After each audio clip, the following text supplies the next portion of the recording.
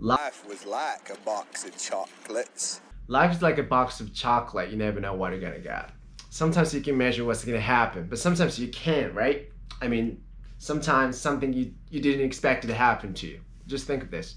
Two people out of 7.6 billion people on planet Earth who live in different countries on different continents, all of a sudden run into each other in the same space at the same time and they get along. I mean, how crazy is that? It's just like a random two fishes hanging on two fishing lines get together because of the man or God or whatever reeling in fishes, just like that. Yeah, just like that. And the friendship between them eventually turned into a love relationship. So today's video is going to be about that. I mean, I'm not a great at storytelling, but I want to tell a story about how I met my girlfriend and I started dating with her. If you're not interested, you don't belong here, so get the fuck. Sorry, I'm just kidding. Well, let's get started.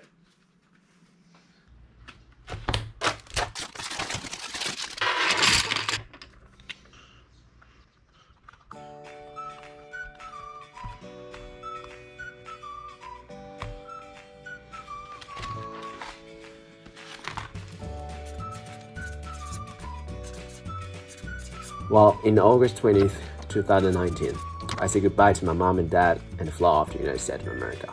With the frizzy hair on my head, just like a pubic hair.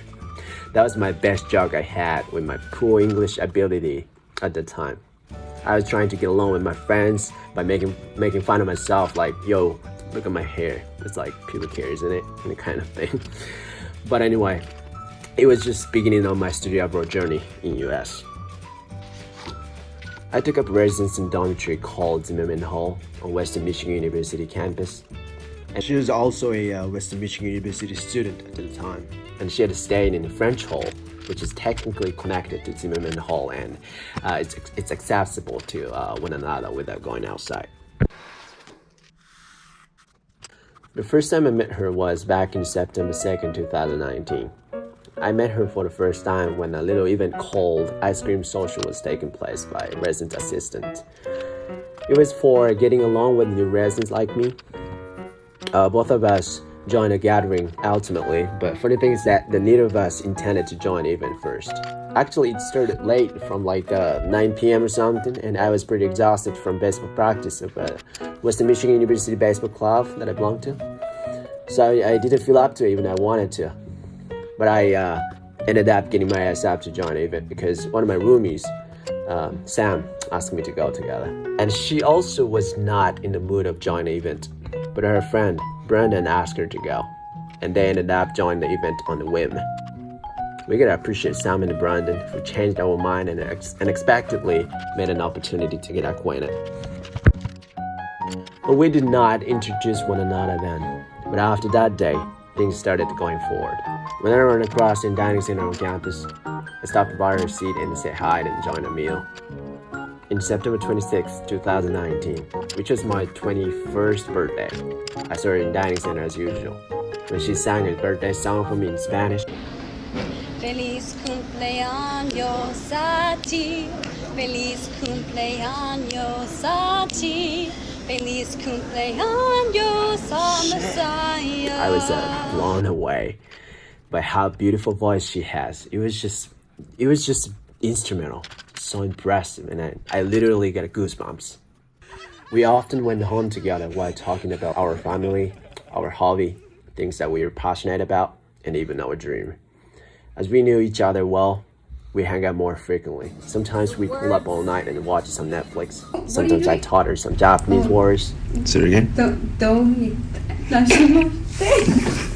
Kachi no chinko. What does that mean? We went to Salim Lake with our friends to explore nature. There were overgrown grass on both sides of the road, so I went farther than anyone and hid in the grasses until they passed through where I was. It was just funny as fuck, but I bet she was scared shit out of it. In the middle of winter, we climbed up the hill covered by 20 centimeters of snow on campus. And I slid down just like the way I did in baseball game. And she rolled down just like sushi roll. That was funny. And her short hibernation had started. And she regretted all she did on the way to the dining center. Never happened. One of our friends wrapped the plastic wrap around her body from the other way after her neck. She didn't wrap around her face just in case. I didn't want her to lose it because of the suffocation by plastic wrap. It's just tragedy. You can totally just pick her up and take her places. 3, 2, 1. I need people here to catch me by now. Yeah, that's true. Trust Kelly. Ready? Yep. Okay. 1, 2, 3. Whoa! Campus was huge and spacious. It was 104 times larger than Tokyo Dome, I heard. And I didn't know any campus building at first, so she attempted to be a tour guide who knows everything about campus for me. And walked around on campus. There was a weird nonsensical aluminum exhibit in somewhere on campus. It was just funny that thing confused her and ended up giving her pretending to know everything and relying on the description board of the exhibit. What is this for? Well, it's, well, what? Geologic topography. Okay. Covering, what? The buried city of Singapore, Michigan. One day, she extended an invitation to me to join a Thanksgiving party at her uncle's place. I was super excited. And actually, we had a blast. Uncle Flying's family was just so sweet. I was grateful for their hospitality with their beautiful souls. No, he doesn't like it because he's Bread and cranberries. Okay. And salad. Thank you. Got it? Invite him on now. We all enjoyed playing card games. Another one. Okay, You get it? you know what? You have. And playing pool. And watching football games. It was a little tricky which team you should cheer for when other family's fan was the opposite. And the dinner was absolutely fantastic. And I also I discovered some new traits of her that I haven't realized before Thanksgiving holiday. 1, she's very passionate.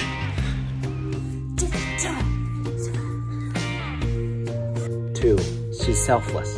She had a self-sacrificing love. She always prioritizes others. 3, she's very, very weird, especially after she gets drunk. What are you doing? Huh?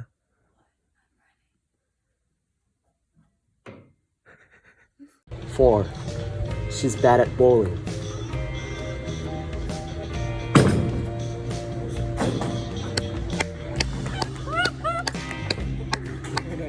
5, she's a competitive person. She hates losing no matter what.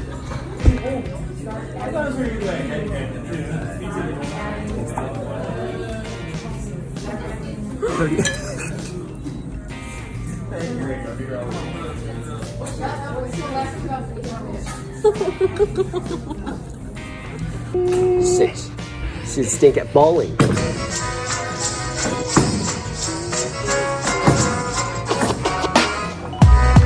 7, she can get a hang of bowling so quickly. She tried out a couple of things to get better. She threw the ball with left hand, both hands.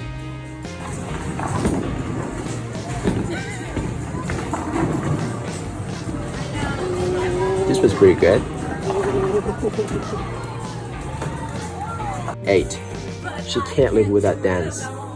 Basically, dance is like breathing for her.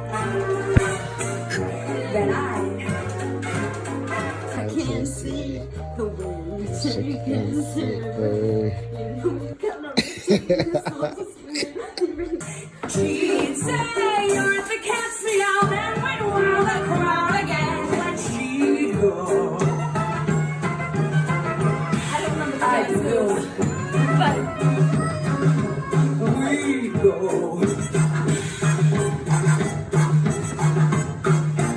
Then those ding dong daddies started to roar, whistle stopped, stamped on the floor, yelling, screaming, begging for more. We'd say, okay, fellas, keep your socks up, 'cause you ain't seen nothing yet.